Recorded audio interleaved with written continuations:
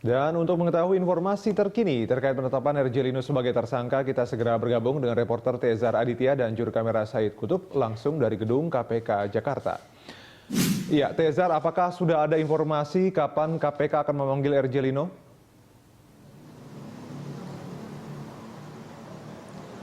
Ya Dodi, tadi kami sempat mewawancarai Yuyu Andrianti yang merupakan PLH Ketua Biro Humas KPK. Ia menyatakan bahwa hingga saat ini belum ada agenda diperiksa Erjelino kapan kira-kira dipanggil. Namun jika kita melihat bahwa hari ini merupakan hari Jumat di mana tadi dilakukan konferensi pers penetapan Erjelino sebagai tersangka, biasanya baru pada hari Senin kemungkinan besar bahwa Erjelino akan diperiksa di KPK. Namun kami belum dapat mengkonfirmasi informasi ini. Namun jika kita melihat tadi sore secara cukup mengejutkan, KPK tiba-tiba mengumumkan penetapan tersangka di Rut Pelindo II Richard Joslino sebagai tersangka, dan informasi ini disampaikan dalam konferensi pers yang dilakukan oleh Yuyu Andrianti PLH Ketua Biro Humas KPK. Dan ini juga menarik karena baru saja kemarin Pansus Pelindo II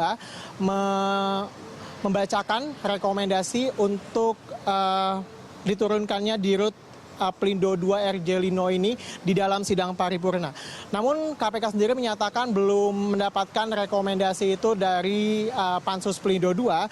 Dan KPK menyatakan bahwa ini merupakan laporan dari masyarakat, kemudian dilakukan penyelidikan dan telah dilakukan gelar perkara beberapa kali, dan kemudian baru pada hari ini dibacakan mengenai sprindik yang ditandatangani oleh pimpinan KPK pada 15 Desember 2015 untuk menaikkan statusnya menjadi penyidikan dan menetapkan Erjelino sebagai tersangka. Dan Erjelino memang ditetapkan tersangka atas kasus pengadaan 3 unit kuai kontainer crane pada tahun 2010.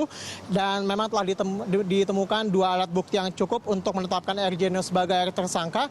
Dan memang Erjelino diduga melakukan perbuatan melawan hukum dan memperkaya diri sendiri atau korporasi karena menunjuk langsung perusahaan dari Cina HDHM untuk pengadaan 3 buah crane pada tahun 2010. Dodi. Ya, Tezar, mungkin Anda punya informasi berapa kerugian negara yang diakibatkan dari kasus dugaan korupsi tersebut?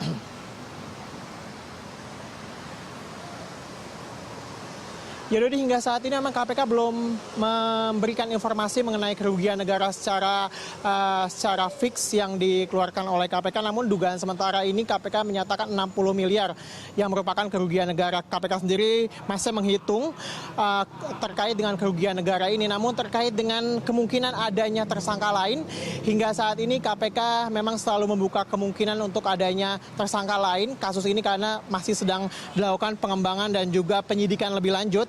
Dan jika Anda bertanya mengenai adakah perbedaan kasus yang ditangani KPK dengan kasus yang ditangani oleh Barreskrim Mabes Polri, jawabannya adalah kasus ini berbeda.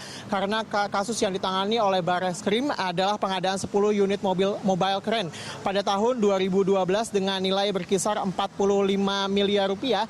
Dan saat ini sendiri Barreskrim telah menetapkan FN yang merupakan Direktur Teknik PT Pelindo II sebagai tersangka. Sedangkan untuk kasus yang ditangani KPK adalah pengadaan 3 unit kuai kontainer crane pada tahun 2010 dengan 1 tersangka yakni di Rut Pelindo II Erjelino. Demikian informasi yang kami sampaikan dari KPK untuk sementara ini, Dodi.